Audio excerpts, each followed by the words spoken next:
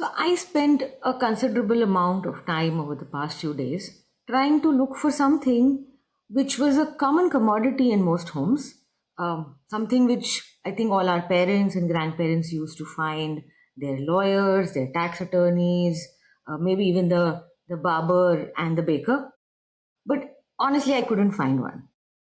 You may have guessed it. Yes, I was looking for a copy of the Yellow Pages. Everybody just told me, Google it. What do you need that big fat yellow book for? But it just made me so nostalgic thinking about it. It was simpler times. It was easier to be found. You would just go back and get yourself listed on that big fat yellow book. You did not have to worry about social media. You did not have to spend 20 minutes getting makeup on and sitting in front of a camera. It was definitely simpler and hopefully easier to get it done. Things have gotten more complex, a little more uncomfortable, but still very interesting since then. And today, when we meet another for yet another episode of Open Letter from the CMO, we are about to talk about something very interesting like this. We are going to talk about what it takes to be found by your customer, by your employee in this age of AI. Joining me for this very interesting and new age conversation is Raja. Welcome, Raja, to the Open Letter from the CMO. It's our second episode this time, and we're really happy to have you. Good morning, Shruti. Yeah, lovely to be here. Thanks. Yeah. So, Raja, we will be, of course, placing a few uncomfortable questions before you. But before we get into that domain, let's listen about you. Let's hear your journey. And I mean, your experiences are things that young students today aspire to have. So, let's hear a little bit about that. Sure, absolutely. And I do have to say, like you, Shruti, I'm also from India. I remember Yellow Pages, and we should also say floppy disks at the same sentence so that'll age us appropriately to whoever is listening. And when we were in India, remember those Yellow Pages were like all the raddiwalas. We used to have these for the audience, right? All the people who'd sell old newspapers. So we'd give it to them every year without fail. And the street snacks guys who'd sell the snacks like pakodas will wrap it around the same Yellow Pages and give it back to us. Those were good times, and times have changed, right? And I do answer engine and generative engine optimization for my clients in professional services. I'll get into it a little deeper. It's AI age SEO. The way I got into this was working through some of my coaching for AI leaders late last year. And when I was coaching on the executive side, I realized that I need to get a little more hands-on experience, and I decided to start building solutions. Cloud Code came about the same time, which was a huge push for many engineers who were in the coffins like me. So we all dusted it. We started building. And when we started building and implementing solutions for clients, guess what the clients asked for? It's like, hey, we need more clients. All the back office is great. We need more clients. And that had me digging a little more into how AI can help get more clients. One of the obvious ways is the way it has made just shooting thousands of emails and robocalls for like pennies on the cent. And we all get those every day. It's disgusting. It's sloppy. And that's not what I wanted to do. And looking through this, I discovered answer engine optimization, which is putting my clients as the subject matter expertise in the niche that they are working in and telling the whole world.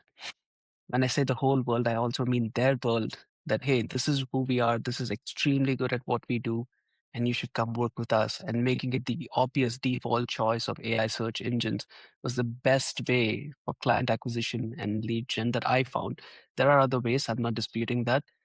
As far as for AI is concerned, that was the greatest thing I could do. And I just started working in it, and now we are working with professional services across lawyers, CPAs, wealth advisors, real estate, and other boutique firms. So it's a bit of a story. Yeah, very interesting story. Let's take a step back, Raja. and assume that we are some people who are really ignorant about it. Just help us understand what does AU actually mean. I mean, we are just about assimilating SEO. So, what does AU mean, especially for small Sure. businesses? Yeah. Yeah, no, absolutely. I mean, our industry is very largely educational. So thanks for asking this question. And I'll give you an example to work through this, right? So, uh, the earlier world, I think at least until the end of 2024, beginning of 2025, I'm taking my use case. I'm like in my 40s. What would I do? I would go and I say to google.com and say, I want to work out. So I'd go to google.com and say, hey, find a gym near me, 78701 Austin, right? And that is what SEO is. It is call and response, input, output. And the way you would want is the joke is where do you bury a dead body? It's on the second page of Google search results. So when I put that term in, and I'm going to scroll down the first page and see who appears, Gold's Gym, Equinox, whatever, blah, blah, blah. Big players, essentially. And then say, okay, maybe I want to go grab a session with them and work through this one. Now, that has fundamentally changed because of ChatGPT, Perplexity, Claude. We have all become very good prompters, and rightly so, right? So our search has become highly intent focused. And this is where AEO comes in. And what is AEO? My simple definition that I like to offer is you are marrying the intent of the searcher with the expertise of the provider. And AEO and GEO are at this point generative engine optimization. They are working hand in hand, and we can use this together as one term. And maybe Google just calls it Google AI overview now at this point, and it has made Yeah. everybody forced to work through that. Now, as somebody in my 40s, what I'm looking for is not a gym near me. I am going for context and intent. And what I'm doing is like, hey, I'm in my 40s, the holy grail. I want to lose fat, build muscle. Uh, what do I do? Now, I put this in a search term, whether it's in Chat, GPT, or even on Google. And Google's obviously, like I said, defaulting it to AI overview. And now I have a set of answers. And the AI starts interviewing me. It's like, hey, how tall are you? How much do you weigh? What is your diet? And now it's giving me a set of answers saying, da, da, da, da, da, and it's bringing all these experts together. Now, this is GEO also happening simultaneously, where these trainers who have written these different articles and subject matter expert targeting men in their 40s, right? They're not just going like the whole wild web and say, hey, here's how to build 5 pounds in 50 days. Sure, who gives a shit? Uh, Now, I am actually looking at through their subject matter expertise. I'm seeing their citations and then going down this, and I'm like, hey, okay, I've seen all these cool people who have done this. Who is somebody in 78701 for me? And I see there are 4 results. Now, remember, in Google, if you're on the second page, you're dead. In AEO, you're presented with 4 or 5 results. These are all 0-click opportunities, right? I click on one, John Smith, Johnny Trainer, go to his website. I like what I'm seeing. It's presented well. He's got a good subject matter expertise. He's 5 blocks away from me. He has an appointment available tomorrow morning, 11 to go talk. I book. And I could be a five-figure client for him right there. So Wow. Yeah. So what you're trying to say is that if my business is found on ChatGPT or any other AI platform, the customer may be at a zero level of awareness, but may quickly transaction into a consideration or maybe even to a purchase phase without me having to spend a lot of time, effort in building that awareness funnel. Would that be a way to understand that as well from an impact perspective? 100%. Wow. 100%. I mean, you've been doing marketing for a while and you kind of hit the nail on the head. with that, because ultimately the user, I mean, you're in the space of solving problems, right? The user is like, solve my problem. I don't care, right? Send it to me in a chariot. I'll take it. Yeah, yeah. So, lot of money and effort is being spent today on programmatic, and whether you're trying to do it with Meta, with Google, with anybody online, there is an amount of time, effort that goes into first building that awareness funnel, and then eventually getting into the buying stages, the consideration and the purchase Mhm. stage. If we are able to reduce the time and effort, especially in today's market where things had to happen yesterday, and quickly make the customer jump into a purchase phase, cut out a lot of noise, I think it does help a lot of smaller businesses get in front of people that they would have not been able to because of all the effort and all the noise that exists in the market today. That is very informational, Raja, and thank you so much. That leads me to another question. So, when we're talking about the small guy in the room, have you seen in real life instances or how easy or difficult it is for, say, the small guy to now make his or her own presence felt using this particular way of? And what does it mean for the big guy now? Yeah. Oh, wow. That's a very good question, Shruti. So I think one of the things I would like to clarify is just because you are small in size doesn't mean your margins are small, right? So we are working with professional services firms who have I mean, who want to stay at their size for multiple reasons, lifestyle, freedom, what have you. They're still signing six-figure clients, high margin. They're still being found. And I like to, again, talk with examples. What is happening is many of our clients are specialists, or they don't know they're specialists, and we show them that they're specialists, right? We are have a There are real estate agents, and there are real estate agents who serve C-suite relocation from California and New York. Mm-hmm. If I am a C-suite uh, sitting in New York and I'm getting moved to Austin, huge. We both are in Austin, huge hub for tech, a lot of people moving in. I come and I'm like, I'm not going to Google. I'm going to go ChatGPT and say, hey, I'm moving. Who's a good real estate agent for me, right? And I position my client in such a way that she has all this subject matter expertise of the best schools, um, houses with pools, because these guys might have young kids and what have you. Now that becomes a zero-click opportunity for that C-suite to talk to my client. All of a sudden, you're not looking at the big guys like Keller Williams and I don't know. I can't seem to think of all of real estate people off the top of my head, but it's that one specific thing. So when you say smaller, we want to be able to focus on their expertise, and it is happening more than you would know, right? So somebody who specializes in investments for millennials, and that's what the financial advisor does, versus I want to find an investment advisor and it's giving you all these random, I wouldn't say random, definitely very good agents. I mean, the wealth advisors are great. Say Morgan Stanley, Charles Schwab, Citibank, and you have this one guy who's like, oh, you know what? I work with millennials. These are my results. I understand their problems. I am one of them. Right? Times are different, and chat is recommending me. In a way, with Google AI, your profile is also that again. We can argue what the effects are. The Google AI has your profile. Google knows who I am at this point, and the search is catered to me.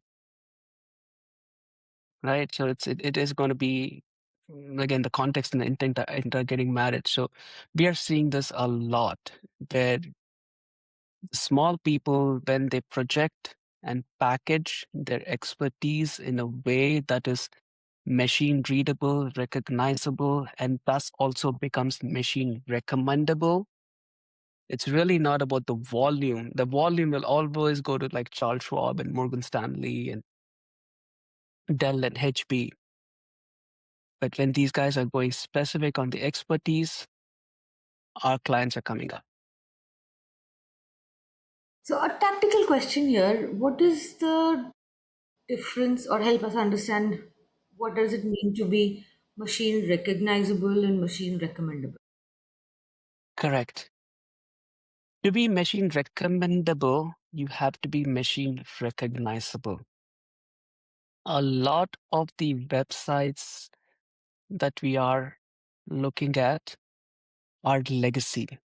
They are on JavaScript. They're not on HTML. When a machine, right now, this number is such a moving target, Shruti. Uh, right now, they say 30 to 40% of web traffic is machines. And pretty soon, there are going to be more machines crawling the web than humans. Right. So your site needs to be optimized for machines. Right? So if the machine comes in and every time it's people keep talking about agents, and every time you throw a search query out there on chat perplexity, you're launching a mini agent, and the agent is going and crawling the web and trying to find you an answer. The good part about these AI searches is they like to please. They don't, we all know that. It's such a bloody yes man. It doesn't say no, I don't know. It'll find you an answer somehow or somewhere, right? So you have to have these crawlers installed when they're trying to come and shake your hand. It's like, hey, Google, I'm trying to find this information. And, John Smith trainer, downtown Austin, has the 40-year-old thing. And it says, yes, let's go. It pulls it, gives it back to you, right? It has to recognize when John Smith has written a blog, what is the header? What is the subject matter? Is it have enough? Machines are like small kids, right? They're not going to take the whole thing and digest it in one context. So that's why every article that you're seeing, you might have seen some of these guys who are doing AEO well have FAQs at the bottom. Yes. They're all for machines. They're all for machines. So that is the answer that a user is searching. It's here in the website and it's pulling it and giving it back. And it's a continuous process because, as we know, the models keep changing. So readable becomes recommendable. Recommendable is also art and science where there is consistency, there is relevancy. If I start talking about every fitness, every body part, every sex and age group, then the machines don't care. I'm sticking to my niche at 40s, men, lose fat, build muscle. That becomes my market. I become the expert and it compounds. Yeah. It compounds a lot. Yeah. Yeah, the power of compounding is, I think, the most underrated aspect of marketing, especially in B2B. Uh, but you explain it so well. So, hypothetically, if we were to say get the whitespace thinking.org website, how long would it take for, say, the website to be recognized by the machines first and then to be recommended? Like, what's the gestation period? So we usually recommend a period of 5 to 6 months. We have seen growth earlier than that, and we like to, under promise and over deliver. And we do this across three signals, which is machine, authority, content. It's called the MAC framework, which we deploy. First one you've already touched upon is to make the site highly machine recognizable and readable. The second is the authority part, which also comes from your marketing world and the SEO world, which is what we call backlinks. And quite simply, from a reputation perspective, what are people talking about you when you're not in the room? Right? So, somebody asks you, hey, Shruti, an AEO consultant. So who do you trust? You're like, hey, you need to go to Raja. Raja asked somebody else, started in a marketing consultant. You need to talk to Shruti Batra. And that's what we are doing. from that authority perspective, right? So we are, and the third one is that subject matter content expertise, which we are taking what you know, what the internet is looking for, what your competitors are talking about, and creating blogs for you that speak about your expertise, which again comes back to the M signal to make sure it's machine readable, make sure that the expertise comes in. And all these signals, like you said, compounds. And then you're there and you occupy your niche. We are never going to say we will beat Morgan Stanley and say the best financial company on this earth. That is not fair. We're not trying to build a molehill next to a mountain. No, But you we address build your it. target market. Exactly. Yeah, Exactly. Yeah, we build your own islands and your own moats. yeah. Yeah. So is it a replacement for SEO, or is it something which you add on or a complementary thing to SEO? Uh, uh, I wouldn't call this a trick question. If SEO is working for you, keep doing it. For most of our clients that we're getting in, they don't either have an SEO, and it's almost like I call it, again, taking our India example, Shruti, right? Most of us didn't have land phones. We all jumped directly to cell phones. Pretty much the whole country, 1 billion people, insane, right? And that's the kind of jump that we are looking at. We are not, we don't work on SEO. If our clients are niched enough, we don't recommend them to be on SEO. And we have seen this, and we have seen examples. We have seen some recovering SEO addicts who are like, hey, we spent $20,000 on SEO. We're not even on the second page of Google. It's a hard strategy. I mean, like, how would you can't, these are giants. They have stuffed their keywords, they have conquered, they have built their size skyscrapers. And they have armies Massive. working on this day in day out. Yeah, Um, I remember during my SE like EY days, we had a sizable team working in the 72 countries that we were supporting from a website perspective across three countries. So this was like about a 50 plus member team across three countries working on multiple languages, of course English, but other languages as well. I mean, we've serviced niche languages including Hebrew. So, right. So that's the kind of investment, say, that a giant, as you mentioned, would do. As a small entrepreneur, to be able to do that, even in English, is a daunting task.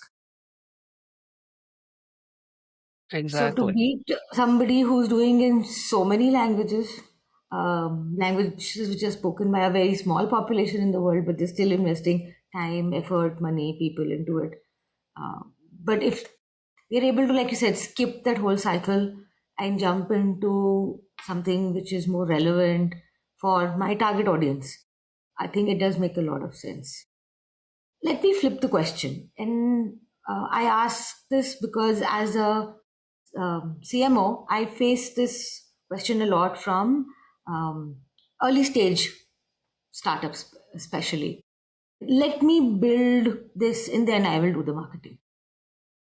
Let me get the first few customers, then I will look at brand building. Let me service these customers and then I will think about having a website or an outreach or something.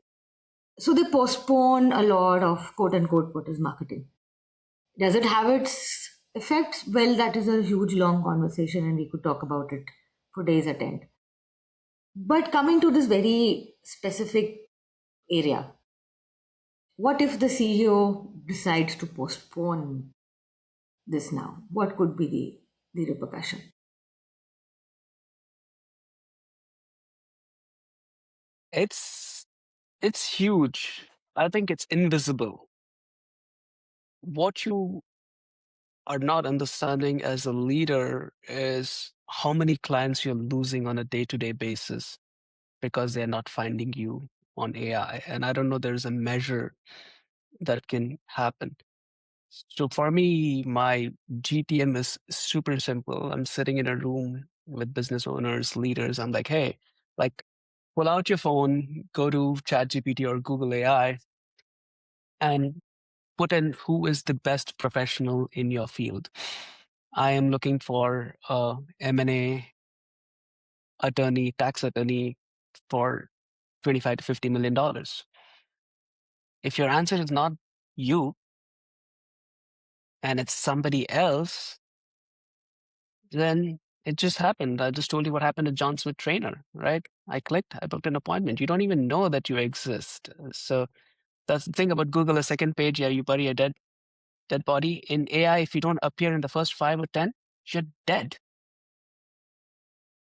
You're dead. And this is compounding. And to answer your question with an example, I know of somebody in my professional circle. They run a sizable advisory practice of wealth professionals. So they launched a new product. They were going to launch a new product. So this was for equity compensation for executives whose companies are going public. So we just had a huge company go public. We're going to have two more companies which are going public. So a lot of wealth is dropping into the market. These executives are going to have massive tax bills and they are trying to figure out what to do with it. Guess what they're doing? They're searching ChatGPT on like, hey, what do I do? So these guys didn't even launch a website yet. They just did their AEO That is for very like interesting. 3 to 4 months before even launching the website or launching the product. They launch a product, they have 3 to 4 high net worth individuals sign up as clients. That is extremely interesting use case. So what I'm hearing is that this is not something that you can afford to miss out on, especially if something like getting on new customers and having a healthy pipeline is an objective, which always is. You could be any size, but you could always do with those three, four more customers. Always. Uh, right. So this is not something that you can afford, that you can postpone, that you can think, I will think about it when I have the budget or the size. I think this is important to have if you want to get that size. Uh, and the word that I take from your suggestion is the word invisible. The impact is invisible, but somewhere it will make you invisible as well. Um, yeah, so I really take that word with me. It's a very powerful way to say it. So, Raja, I have a lot of questions, but we are unfortunately towards the end of our conversation for the day. To our listeners and people who will maybe who find us on YouTube eventually, my suggestion is that do not postpone this. And if you're wondering who you can talk to for something like this, you have Raja right here to reach out to. His contact details will be in the captions and in the comment sections for you to reach out to him. So Raja, as is the tradition, you now have the opportunity to maybe ask me something. I don't promise I will be able to answer, but I definitely will try. Sure, Shruti, thank you. I believe there is a lot we can learn from you and your expertise. So you're the CEO of Whitespace Thinking. You are an accomplished marketer, fractional CMO. What is your lead gen GTM client acquisition looking at right now? If it's not, AEO, what can be done? That is a very interesting question and has the theme of the podcast is this year. It is an uncomfortable question, very honestly. And not just for me, I think for anybody who's still in that early stage, it definitely is an uh, area of aspiration and an area of discomfort as well. Your next customer, the lead, the pipeline. Um, like for most startups, I think the place where your first leads come in is always your network. Especially in B2B business, trust is of high importance and high value. So the people who've seen you work, who've seen the kind of value and the impact that you bring to the table, are some mostly the people that will trust you first and be your first customers. As you start to expand to getting your second, third, your 10th customer maybe, you try and expand your network. You build maybe a content funnel like I am doing. You attend events, you expand your network, you try and build that network of trust beyond the 10 people that you know. And that invariably starts to get you your second, third, fourth, fifth client. But you do reach at that stage where it starts to stagnate, and then you need to tweak. So today, if I were to ask me from my GTN funnel perspective, I am at that stage where I need to move beyond that network stage to a more process and system driven phase. I need to be found by my target audience, um, whether it's on AI, whether it's on Google, whether it is through quote unquote the whatever version of Yellow Pages.